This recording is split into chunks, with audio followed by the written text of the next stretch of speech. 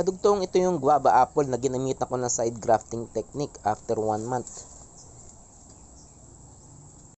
Ito naman ay red guava, kaparehong technique na iginraft ko sa green guava.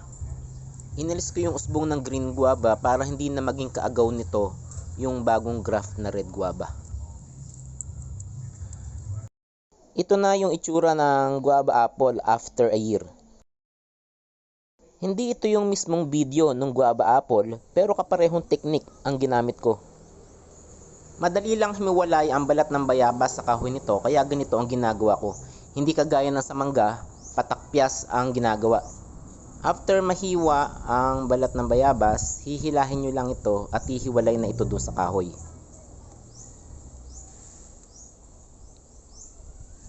Lalagyan ng cut ang sayon